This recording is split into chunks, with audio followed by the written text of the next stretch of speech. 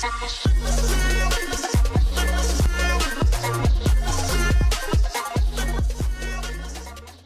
everyone, and welcome back to episode 2 of my F1 2016 Sauber career mode, where if you guys have not checked out the last episode, I would highly recommend doing so. It was a great opening round for us. I won't reveal too much now for you guys that do want to go back and watch the last episode.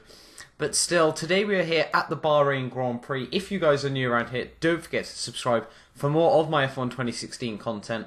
But there we go, there is what happened in the first round at Australia. We managed to score 8th place to take home 4 valuable points for the team. A very, very strong start to the season, but whether we'll be able to maintain that momentum moving into Bahrain is a very different question. Obviously a very, very different track, a lot of top-end straights that the Sauber I think will struggle with, and also a lot of high downforce corners in the middle sector, which again I think the Sauber will really struggle in. But as we can see there, we got an upgrade completed from the end of Australia, fuel efficiency upgrade, and also the chassis weight. We reduced that as well, which hopefully I think now means we are now ahead of Manor overall in the development race as such. But let's just hope, today it should be a good day for us. I'm kind of hoping, we can take home the forward momentum from the first race out in Australia. But moving on then, straight away into the first practice, where we do all our R&D upgrade tests. And we got purple there on the track climatization, and also green on the qualifying simulation, which was 2 very, very good results there. Thought I'd fly through those very quickly, as not really a lot else happens in free practice. It doesn't really reveal much about what you expect to see in the race. As you can see, we managed to get P14 there in free practice, but obviously that was on the super soft tyres, as everyone else either opts to go on the softs or the mediums for this Bahrain Grand Prix. But yeah, let's move on then into qualifying 1, and qualifying 1 was really going to be a benchmark for me. If we could get through into Q2, I'd be incredibly, incredibly happy to, be able to do that twice in a row with this Sauber. But coming towards the line, what time are we going to be able to do? We are going to go into P6 ahead of Joling and Palmer, and that I felt was a very, very good lap. But we're going to decide to do one more, just to, hopefully, cement ourselves, hopefully give us a more secure position if we do get into P2. And we go quicker than Nico Hulkenberg there in the early stage of the session. Obviously, those guys will have a chance to improve. But at the end of Q1, did we manage to get through into Q2? Max Verstappen took the pole position, if you will. But scrolling down the grid, we ended up in P16 there, guys. So we moved through into Q2. And talking about Q2, here is our one and only lap. We decided, we try and save some tyres ready for the Grand Prix. And coming up towards the line, we go into P4. Obviously, very, very early in the session. Fernando Alonso was just behind us at this stage. But as you can see, fast forward to the end of the session, we are down in P11. But I think, we might drop. Yes, we do. We drop one more position as Carlos Sainz makes a last-ditch attempt to get into Q3, and it works successfully for him. So P12 there, a very, very strong position. If we can undercut the AI tomorrow in the race, it could be very, very good for ourselves. But another incredible, incredible qualifying for myself. But let's move on then into the Bahrain Grand Prix. There's something in the Bahrain air tonight, and I'm not just talking about the sand. Our brightest minds have thrust their brightest ideas into the spotlight of the Sakir circuit this evening, as we look ahead once more to a Grand Prix that has thrilled us so consistently in the past. Formula One returns to the desert today on this exceptional 3.36-mile circuit. 15 corners provide plenty of overtaking opportunities, and 2 DRS zones will help with that as well. It could be a strategic race, this one, with Sakir notorious for eating up the rear tyres. Watch out for drivers managing their rubber at some point during the Grand Prix. Well then, after an exciting qualifying session yesterday, let's take a look at how the cars line up. Nico Rosberg is on pole position today after coming out on top of a difficult qualifying. And P2 goes to Daniel Ricciardo, a strong showing from the Australian. Looking down the rest of the grid, we have Verstappen, Vettel, Lewis Hamilton and Massa, Raikkonen, Bottas, Alonso and Carlos Sainz, Button and De Sauber, Nico Hulkenberg and Perez, Kvyat, Grosjean, Esteban Gutierrez and Kevin Magnussen, Ericsson and Palmer, Pascal Wehrlein and Rio Haryanto completes the grid. Now, but here we are then, guys, on the grid for the Bahrain Grand Prix. We're actually going to try and undercut the AI here today. It always worked out well for us on my F1 2010 career mode, so hopefully it should work out well for us today here, in a slow car once again. We're actually going to underfuel the car, guys, as well by 2 laps. It's a 14-lap race, so just so you know, 2 laps under is a very, very fair start to go with. Let's move on then to the starting grid for the Bahrain Grand Prix. So here we are then, of P12 in the race, 3 lights, 4 lights, 5 lights. And away we go for the Bahrain Grand Prix. They're very, very long hold on the lights, but Carlos Sainz gets an absolutely terrible start from the row ahead of us. Nico Hulkenberg nails his starts. He already gets alongside us there. But coming into turn 1, we try and take it cautiously there. We get a barge from behind us, somehow thread the needle there. Up into turn 1 there. We're actually up to P7 already there. We're going to move up the inside of Carlos Sainz. But that's an illegal overtake there, so we give him the position back. Valtteri Bottas gets an absolute monumental run through the corner there as well, so he moves over to P6. But into the next corner, we give him a kiss, lose a bit of front wing there, and Carlos Sainz and Valtteri Bottas make a little bit of contact there. Bottas nearly goes backwards, but we move up into P7 of the Bahrain Grand Prix there. An absolutely incredible start for both myself and Carlos Sainz in the end, as we just held it cleanly down the inside there, just managed to avoid all the carnage. But now moving on to lap 2 here, as you can see, we're trying to pile on the pressure to Carlos Sainz coming into sector 3 here.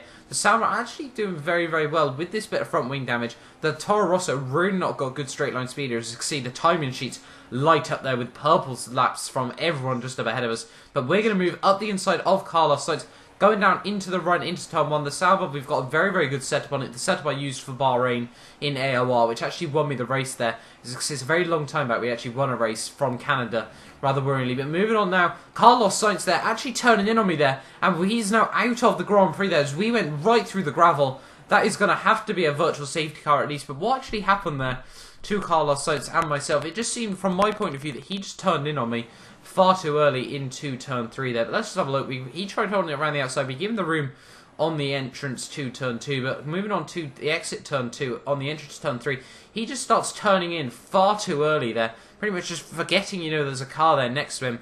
And that obviously just means that when 2 cars like that on F1 2016 unfortunately get locked together, there is literally no turning. And as you can see there, Sainz rips off both wheels there in a very, very violent impact there into the wall, just slowing it down even further for you guys. As you can see, he obviously, there's just no escaping it for him. He rips off one wheel on the wall and the other from my car. Somehow we don't sustain any damage there. Rather miraculous. As you can see, all the suspension there from the Toro Rosso just gets completely strewn across the runoff area there. But that has meant that, guys, we've only lost 1 position there, but Carlos Sainz is obviously at the Grand Prix, and now we've got a virtual safety car. Rather obviously, they need to recover Carlos Sainz's car. He's in a very, very dangerous position if another 2 cars end up doing that in this race. But now, as we can see, the virtual safety car has gone away, and we're going to try and hopefully, take advantage of Kimi Räikkönen, and also Fernando Alonso as we come into sector 3 here, coming into the final corner. Obviously, Fernando Alonso in that McLaren Honda, Räikkönen should be able to get a very, very good run on him. Hoping we can do the same. Maybe just slip up the inside of Fernando Alonso with that double slipstream. As you can see, closing absolutely massively, nearly 220 miles an hour moving into turn 1. But the AI just broke so early there. We actually had to go at the inside of Kimi Räikkönen there as well, but unfortunately we don't manage to get that position to stick. But Fernando Alonso and Kimi Räikkönen going side by side through turn 3 as well, though. Hopefully, we'll be able to maximise our run as well. Are we going to be able to look up the inside of Fernando Alonso there? But once again, the AI breaks so early, and we managed to move up the inside of the pair of them there, and we move up into P6 once again in the Bahrain Grand Prix here. Very, very good opening 4 laps. Obviously, a lot of the AI ahead of us are on a very, very different strategy to myself. Sebastian Vettel there, though, would like to notice, guys, that he's on the same tyre strategy as myself. Very, very far at the road. As you can see, now we've moved up into P3 of the race on lap 5 as we got the first lot of AI, the first batch, if you will, have made their first pit stops. But we've now got a lot of pressure from Fernando Alonso and Kimi Räikkönen. They're obviously refusing to give up to let's be fair, a measly Sauber. But unfortunately, they don't manage to make the position stick there. But talking about that pressure that those guys were piling on, it's going to get even more extreme coming into Sector 3 of the race. That's where we really struggled, middle of Sector 2 there. And Fernando Alonso, we run just a little bit wide there. He just pounces on the opportunity. Unfortunately, doesn't make it stick for himself. But we got Alonso, Räikkönen, and also Romain Grosjean there has done very, very well. And he's got a huge amount of straight line speed. And he's going to throw it up the inside of absolutely everyone there. Take a heck of a lot of curve through the final corner there. And we're going to move straight back past him and Fernando Alonso with a beautiful undercut strategy there. Alonso and Räikkönen actually opted to come into the pit lane there as Romain Grosjean now is going to continue to pile on the pressure. We move up into the lead of the race there very, very prematurely, but Romain Grosjean moving straight back past us. But we're going to throw it at the inside into turn 1. Are we going to be able to make the position stick? I don't think we will, as Roman Grosjean gets an absolute beautiful run out turn 1. A lot of traction there. We're going to try and get the undercut through turn 2 and 3, but it's not going to work out for us there. Are we going to go for the dive bomb into turn 4? Yes, we do. As the Haas decided to do it to us, we're going to do it back to him. As now Nico Rosberg has decided he wants to get in on the action. He wants to join in on the party.